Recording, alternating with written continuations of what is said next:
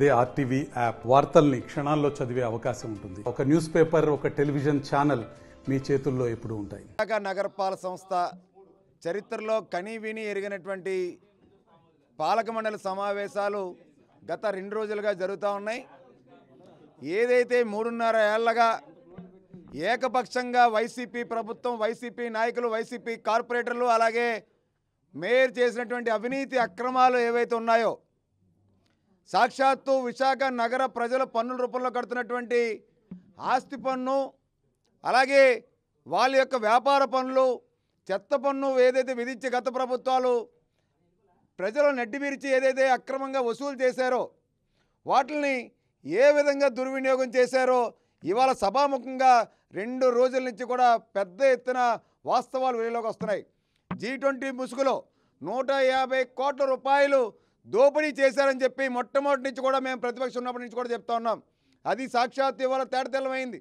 సాక్షాత్తు AP green urban corporation పేరుతో 10 కోట్ల రూపాయలు జీవీఎంసీ నిధుల్ని అడ్డగోలుగా ఏపీ గ్రీన్ అర్బన్ కార్పొరేషన్ కొట్టేశారంటే దీన్ని బట్టి అర్థమవుతోంది ఏకపక్షంగా మేయర్ ముందస్తు అనుమతుల పేరుతో కోట్ల రూపాయలు దోపిడీకి పాల్పడ్డారు.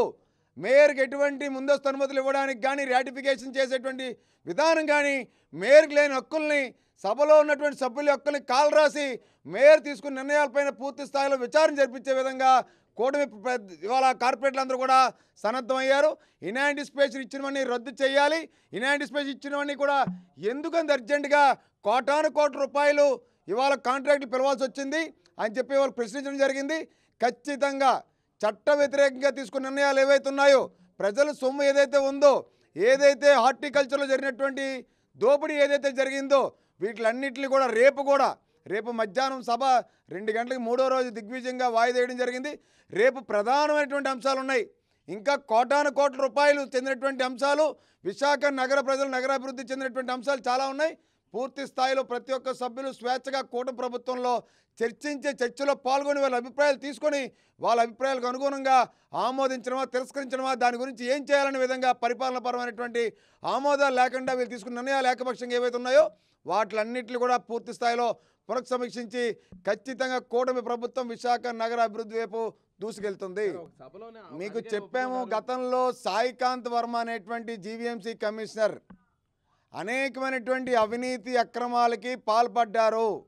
టీడీఆర్లే కాదు, ప్లాన్ అప్రూవల్సే కాదు, పనులు ఏవైతే ఉన్నాయో కోట్ల రూపాయలు పనులకి ఆమోదించడమే కాదు, అన్ని విధాలుగా సాయికాంత్ వర్మ అవినీతి పాల్పడ్డారు. సాయికాంత్ వర్మను అడ్డం పెట్టుకొని గౌరవ మేయర్ గారు, షాడో మేయర్లు కోట్ల రూపాయలు కొట్టేశారు. కాంట్రాక్టులతోని వాళ్ళు కాంట్రాక్ట్ కట్టబెట్టి కాంట్రాక్టులని ముడుపులు చెల్లించుకొని తీసుకున్నారని చెప్పి మేము అనేక సందర్భాల్లో ఇవ్వాలన్నాం.